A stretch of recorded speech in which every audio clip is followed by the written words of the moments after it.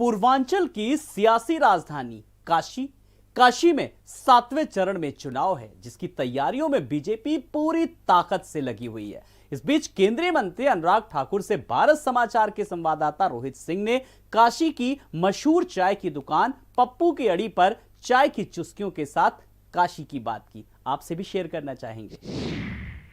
निगाहें अब अटक भटक कर वाराणसी में सटक गई हैं, क्योंकि अंतिम चरण का चुनाव जो है वाराणसी में है। निगाहें जाहिर है वाराणसी में ही रहेंगी कि प्रधानमंत्री का संसदीय इलाका है। तमाम पार्टियों के महारथी अब बनारस की ओर रुख कर रहे हैं। भारतीय जनता पार्टी ने तो पूरा अपना गढ़ ही बना रखा है। तमाम केंद्रीय मंत्री, बड़े नेता यहाँ पे आ चुके हैं। इस वक्त हम मौजूद है बनारस में मशहूर पप्पू की अड़ी पे, जहाँ की चाय बड़ी मशहूर मानी जाती है। अनुराग ठाकुर केंद्रीय सूचना प्रसारण मंत्री अभी यहाँ आए हैं। उन्होंने बाकायदे चाय भी बनाया है। काफी बड़े ढंग से उन्होंने देखा कि कैसे चाय बन रही है और अंदर चाय की चुस्कियां भी ले रहे हैं। तो आइए इन चाय की चुस्कियों के बीच यह बनारस में किसी का भी स्वागत करने का ये एक पारंपरिक उद्घोष है। ऐसा न समझिएगा कि भारतीय जनता पार्टी कोई भी हो, बनारस के लोग हर हर महादेव के नारे के साथ ही स्वागत करते हैं। अनुराग जी, आपका भी स्वागत है। बहुत बहुत आभार आपका, और आपका स्वागत है।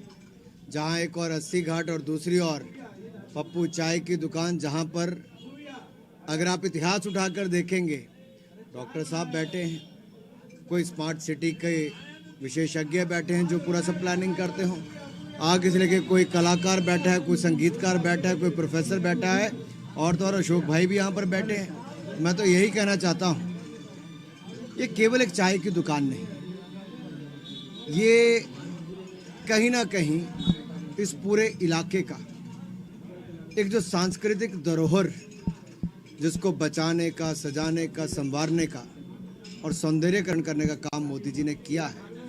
लेकिन साथ साथ में जो पुराना फ्लेवर है वो भी यहाँ पर है। चाय का भी है कि नहीं है? चाय का शहर का भी है, प्राचीनता का भी है, लेकिन सुविधाएं आधुनिक हो गई हैं। अंतर केवल इतना ही है। शायद यही क्योटो है जिसे लोग भले न समझ में। हाँ बिल्कुल, अपना अपना नजरिया है देखने का, कोई कैसे देखता है। और ये प्रधानमंत्री जी ने तो क्योटो हो, काशी हो, दुनिया भर में एक मॉडल दिया है, एक अपने ही विकास का मॉडल। और दुनिया भर में आज मोदी मॉडल की जब बात होती है तो मैं तो कह सकता हूँ काशी मोदीमय हो गया है, मोदीफाइड हो गया है। अनुराग जी, थोड़ा रोकना चाहेंगे, राजनीति की बातें बाद में करेंगे। अभी हम आए तो देखे, पहले आप यहाँ घुसने से पहले बड़े इत्मीनान से 5-7 मिनट रुके और चाय बनाने का तरीका सीख रहे थे। क्या लगता है मोदी जी? अब आगे हम कुछ नहीं बोलेंगे। देखिए, मैं तो ये कहूँगा, मुझे व्यक्तिगत रूप से चाय बनाने का बहुत शौक है, और मैं थोड़ी स्ट्रॉन्ग सी चाय पीता हूँ, फीकी पीता हूँ, और घर पे हूँ तो खुद कोशिश करता हूँ कि खुद अपनी चाय बना के जितना समय हो सके पी लें। लेकिन जैसे मैं बनाता हूँ, जैसे यहाँ बनाएगी, उसमें बहुत अंतर है, और आपने भी देखा। क्या घर में जाके पत्नी को, बच्चों को ऐसी चाय बना के पिलाएंगे? मेरा बेटा भी करता है जी। रात को 1-1:30 बजे जब मुझे काम करते देखता तो वो भी आके कहीं ना कहीं चाय, पापा पियोगे? तो वो भी अपने लिए बनाता है, मेरे लिए भी बनाता है। तो वो भी जब इस वीडियो को देखेगा तो देख के अलग अंदाज है यहाँ चाय बनाने का। जैसे डॉक्टर साहब ने एक लाइन में, प्रोफेसर साहब ने कह दिया मोदी जी के बारे में, मोदी जी के विकास मॉडल के बारे में कह दिया, और वो एक लाइन में चाहता हूँ आप जरूर कहें। परंपरा की नींव पर विकास हुआ है। यह नहीं है कि विकास जो है परंपरा को तोड़ करके हुआ है, यानी आध्यात्मिक और भौतिक दोनों विकास हुआ। यह जो है काशी की जो है विशेषता है। और काशी की यह जो विशेषता है कि यहाँ पर विद्वानों को विशेष सम्मान मिला है जब से मोदी जी आए हैं। चाहे संस्कृत के विद्वान हो, चाहे वो हिंदी के विद्वान हो, चाहे अन्य कई क्षेत्रों के विद्वान हो, यह जो है सबसे बड़ी विशेषता मोदी जी के आने के बाद जो है वह हुआ है। क्योंकि अगर आप क्योटो से लेके काशी तक की बात करते हैं तो मालवीय जी से लेकर मोदी जी तक की बात भी करनी ही पड़ेगी। बनारस हिंदू यूनिवर्सिटी एक बहुत बड़ा योगदान स्वर्गीय मदन मोहन मालवीय जी का है, और भारत उसको भुला नहीं सकता है जी। उसको आगे बढ़ाने का ही काम मोदी जी ने किया है। अनुराग जी, आप लगातार बार बार बनारस होलकर जी की मैं बात करूं, अगर उन्होंने किया था काशी विश्वनाथ धाम को बढ़ाने का, बनाने का, सौंदर्यीकरण करने का काम, तो माता होलकर के बाद, रानी होलकर के बाद मोदी जी ने करने का काम किया है। ये इतिहास रचा गया है जी, ये किसी और ने नहीं रचा, ये काशी की जनता ने, उत्तर प्रदेश की जनता ने रचा है, क्योंकि यहाँ की जनता ने माँ गंगा का आशीर्वाद भी मोदी जी को दिलाया। यहाँ के देवी देवताओं ने अपना वोट डालकर मोदी जी को देश का प्रधानमंत्री और काशी का उससे पहले सांसद बनाने का काम किया है, तब जाकर ये बदलाव आए हैं। और उत्तर प्रदेश इन बदलाव को एक ऐसे रूप में देखता है कि उत्तर प्रदेश को एक गति मिली, रफ्तार मिली, आगे बढ़ने का मौका मिला है, इसलिए उत्तर प्रदेश दूसरे नंबर की अर्थव्यवस्था बना है। उत्तर प्रदेश रुकने वाला नहीं है, थमने वाला नहीं है, उत्तर प्रदेश आगे ही बढ़ने वाला है। और काशी और पूर्वांचल विशेष तौर पर जो बहुत पिछड़ा था, अनदेखा था, वर्षों वर्षों तक एक तरह से बहुत पीछे रह गया था, आज उसी पूर्वांचल में, काशी में टाटा कैंसर अस्पताल भी है, मॉडर्न रेलवे स्टेशन है, जहां केवल 8 फ्लाइटें आती थी, आज 48 फ्लाइटें आती। फ्लाईओवर गिनते गिनते थक जाओगे, चौड़ीकरण सड़कों की देखोगे, जो पतली गलियां थी उनको सुंदर बड़ा कर दिया गया। 80 घाट को देखोगे, एक के बाद दूसरा घाट देखोगे, सुंदर बना दिया गया है। क्रूज सड़क, शिक्षा, स्वास्थ्य, सबकी सुविधाओं को बढ़ाया है। पूर्वांचल एक्सप्रेस वे बनाया है। जाइए गोरखपुर तक पहुंचे तो वहाँ पे खाद का कारखाना हो, एम्स हो, बाकी सब करने का काम किया है। मैं अनगिनत उपलब्धियां बता सकता हूं, लेकिन कहूंगा अभी तो ये शुरुआत है, बहुत कुछ करना बाकी है। अभी आपने विश्वनाथ मंदिर का जिक्र किया, क्या लगता है कि जो विश्वनाथ मंदिर अब विश्वनाथ धाम हो गया, कॉरिडोर बन गया, ये क्या साबित होगा भारतीय राजनीति में भारतीय जनता पार्टी को देखते हुए? मुझे लगता है कुछ चीज़ों को हमें राजनीति से ऊपर उठकर देखनी चाहिए। लेकिन पुण्य करेंगे, कर्म करेंगे तो पुण्य तो मिलता ही है। माँ गंगा का आशीर्वाद जिसके ऊपर हो, वहाँ कभी कमी नहीं आ सकती। भोलेनाथ का पूरा आशीर्वाद जिसके ऊपर हो, उसके ऊपर कभी कमी नहीं आ सकती। एक तरफ भोलेनाथ के दर्शन करने वाला, उनका आशीर्वाद लेने वाले, दूसरे ऐसे भी हैं कई जो काशी तो आते हैं, भोलेनाथ के द्वार नहीं आते, जो अयोध्या तो जाते हैं लेकिन रामलला के दर्शन करने नहीं जाते, जो राम भक्तों पर गोली तो चलाते हैं लेकिन साथ ही साथ राम सेतु पर भी प्रश्न चिन्ह उठाते हैं। ये अपने आप में बहुत सवाल खड़े करता है कि लोग तुष्टिकरण की राजनीति तो करते हैं, लेकिन चुनाव जब आते हैं तो आतंकवादियों पर मौन साध लेते हैं। शराब बेचने वाली, जहरीली शराब बेचने वाले रंगेश पर अखिलेश चुप हो जाते हैं।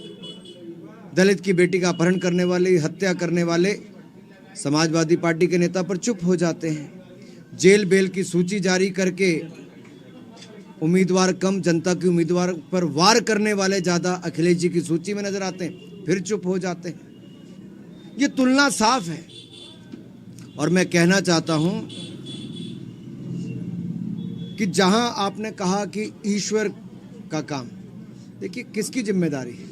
क्या हर भारतीय की जिम्मेदारी नहीं है? स्वच्छता अभियान चलाया, चलो मैं आपको ईश्वर या मंदिर से बाहर निकल के दूसरी बात करता हूं। स्वच्छता अभियान चला, उन्होंने मोदी जी ने झाड़ू पकड़ लिया। अरे देश के प्रधानमंत्री जी ने झाड़ू पकड़ा तो देश के हर व्यक्ति को एहसास हुआ कि हमें देश को साफ रखना है। आप उसी स्थान के पास बैठे थे जहां से उन्होंने स्वच्छता अभियान की शुरुआत की थी, 80 घाट में, यहीं से किया था। तो दूसरा उदाहरण, योगी आदित्यनाथ जी पार्लियामेंट में जापानी बुखार और गैंग वॉर, इसकी बात बार बार उठाते थे पूर्वांचल की। मुख्यमंत्री बने, गैंग वॉर भी मिटा दिया, जापानी बुखार भी मिटा दिया। जापानी बुखार को मिटाने के लिए स्वच्छता अभियान बहुत काम आया है।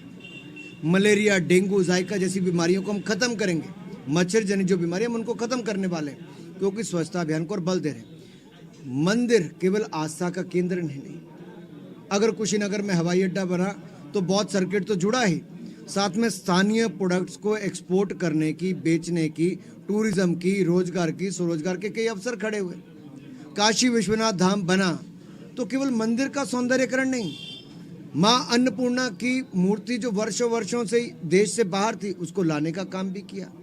विपक्षियों ने भी उड़ाया कि वो तो नकली मूर्ति है ही नहीं। देखो, जो कोई इस तरह की बात करता है, वो वही लोग हैं जो बिंदी, संदूर, चूड़ियों का विरोध करते हैं, तिरस्कार करते हैं। ये वही लोग हैं जो राम भक्तों पर गोली चलाते हैं। ये वही लोग हैं जो राम सेतु पर प्रश्न चिन्ह उठाते हैं। ये वही लोग हैं जो तिरंगे का अपमान करते हैं। तिरंगे का क्यों? क्योंकि भगवे का अपमान करते हैं। तिरंगे की शान है भगवा, सूर्योदय का रंग है भगवा, राणा प्रताप और महाजी शिवाजी महाराज का झंडे का रंग है भगवा, स्वामी विवेकानंद के कपड़ों का रंग है भगवा। मैं भी भगवाधारी हूं, हम सब भगवाधारी हैं।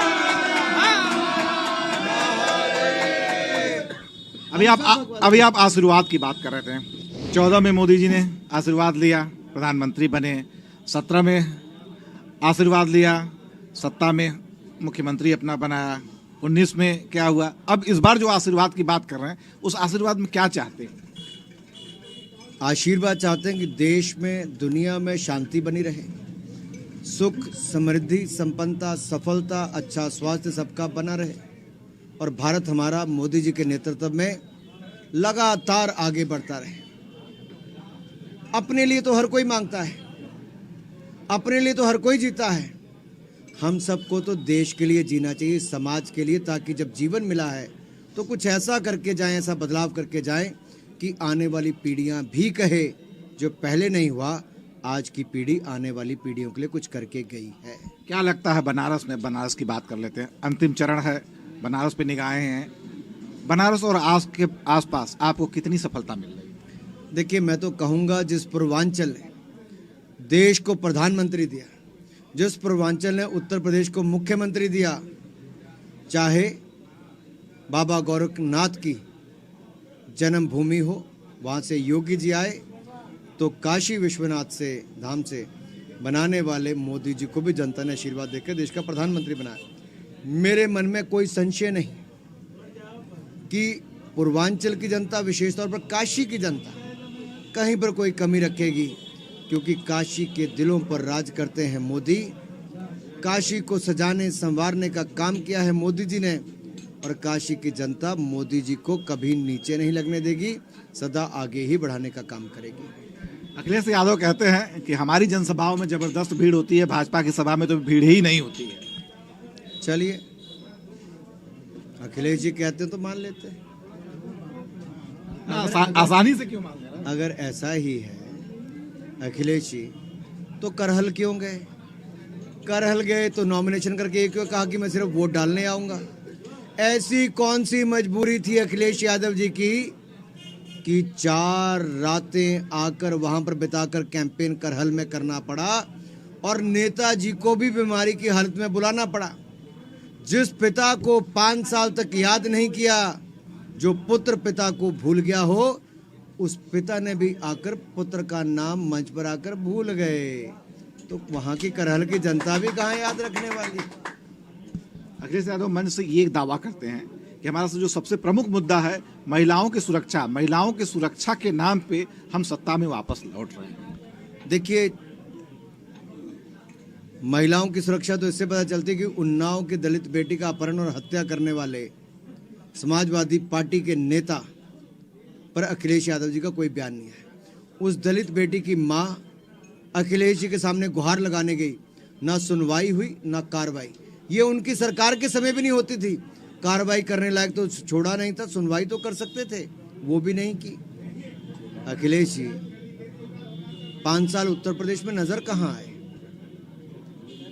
आपदा का समय था तो वैक्सीन पर भ्रम फैलाया, कहा ये मोदी जी की भाजपा की वैक्सीन है, लेकिन उत्तर प्रदेश की जनता समझदार है। 28 करोड़ वैक्सीन उत्तर प्रदेश की जनता ने लगाई।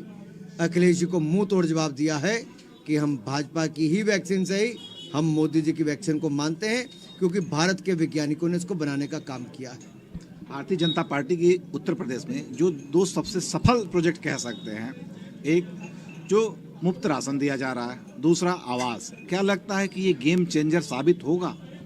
देखिए, मुझे लगता है 2 तक आप सिमट कर नहीं रह सकते। हम गेम चेंजर की बात कर रहे हैं। मैं इसलिए कहता हूँ, आप देखिए, मान लो यहाँ पे हम सारे बल्ब बंद कर दें तो क्या जिंदगी है?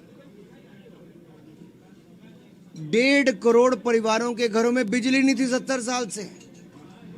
मात्र 5 सालों में हर घर को बिजली देने का काम योगी जी, मोदी जी ने किया। धुआं ही धुआं हर किसी की रसोई में होता था।